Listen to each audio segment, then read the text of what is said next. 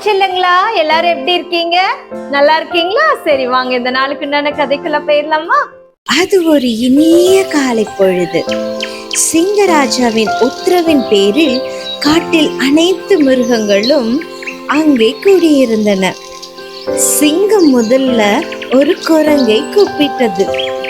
குரங்கே, இங்க வா, என் உடம்பை முகர்ந்து பார்த்து எப்படி இருக்குதுன்னு சொல்லு அப்படின்னு சிங்கராஜா உத்தரவு போட்டாங்க. குரங்கும் கிட்டே வந்து முகர்ந்து பார்த்தது செல்லங்களா.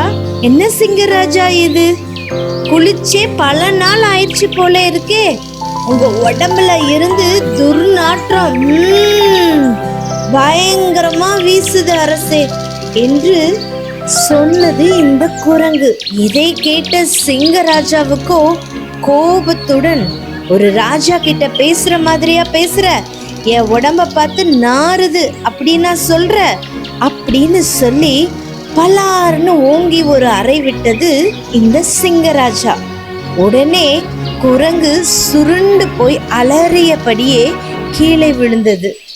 அடுத்து கரடியை கூப்பிட்டது சிங்கராஜா. நீ வா, வந்து முகர்ந்து பார்த்துட்டு சொல்லுன்னு உத்தரவு போட்டுச்சு இந்த சிங்கராஜா. குரங்கின் பரிதாப நிலைமையை பார்த்த கரடி சிங்கராஜாவை பார்த்து, ஆஹா அரசே, தங்களின் மேல் ரோசா பூ வாசனை வருகிறதே என்று புகழ் பாடியது இந்த கரடி மாமா.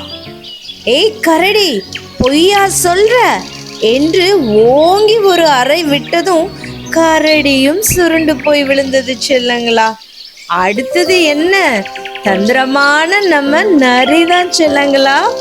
நரியை கூப்பிட்டது நம்ம சிங்கராஜா. நரி குரங்கையும் கரடியும் பார்த்து கொண்டே வந்தது. நரி யோசித்தது, உண்மைய சொன்னாலும் அடி விழுது, பொய்ய சொன்னாலும் அடி விழுகுது, நமக்கு தான் 2 நாளா ஜலதோஷம் பிடிச்சிருக்குதே, புத்திசாலித்தனமா அதையே சொல்லி தப்பிச்சிடலாம்னு ஞானமா யோசிச்சுது இந்த தந்திரமுள்ள நரி. சிங்கத்தை முகர்ந்து பார்த்து அப்புறம் என்ன சொல்லிச்சு தெரியுமா செல்லங்களா. அரசே, மன்னிக்க வேண்டும் அரசே, எனக்கு 2 நாளா ஜலதோஷம், அதனால எனக்கு சரியா கண்டுபிடிக்க முடியல என்று தந்திரமாக கூறி சிங்கத்திடமிருந்து தப்பித்து விட்டது செல்லங்களா. அன்பு செல்லமே, கதைய பாத்தீங்களா செல்லங்களா? பாத்தியா, அந்த நரி எவ்வளவு தந்திரம் உள்ளதா இருந்திருக்கு பாத்தியா செல்லங்களா. எப்படி ஒரு பதில சொல்லி சிங்கராஜா கிட்ட இருந்து எஸ்கேப் ஆயிருச்சு பாத்தீங்களா செல்லங்களா. நீங்க கூடயும் அநேக சமயத்துல நம்ம ஒரு இடத்துல இருக்கும்போது இந்த மாதிரி சூழ்நிலைகள் எல்லாம் அமையும் செல்லங்களா.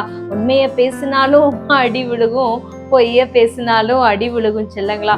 ஆனா நம்ம எப்படி இருக்கணும், ஞானமா யோசிச்சு பதில பேசணும். ஏன்னா நம்ம உண்மையை மட்டும்தான் பேசணும். ஆனா அந்த உண்மை சொல்ற ஒரு சில இடங்கள்ல எப்படி இருக்கும், ஒரு சலசலப்பு, என்னடா இப்படி அந்த மாதிரிலாம் இருக்கும்.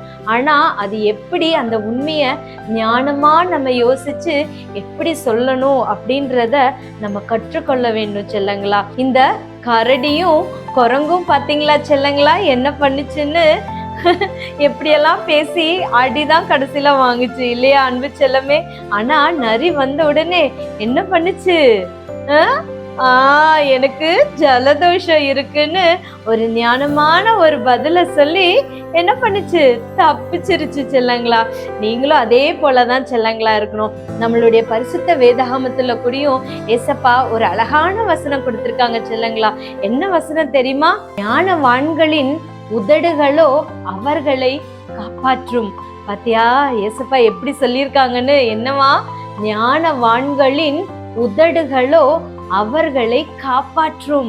அதனால நீ ஞானமா பேசுறதுக்கு கற்றுக்கொள்ளுங்க. சரியா செல்லுங்களா? அக்கா கூட சேர்ந்து இந்த வசனத்தை சொல்றீங்க, வாங்க சொல்லலாம். ஞானவான்களின் உதடுகளோ அவர்களை காப்பாற்றும். சூப்பர் செல்லுங்களா. இந்த வசனம் எங்க இருக்குன்னா நீதிமொழிகள் 14:3. சூப்பர் செல்லுங்களா. இந்த வசனத்தை மனப்பாடம் பண்ணுங்க, உங்க மம்மி டாடி கிட்ட சொல்லுங்க.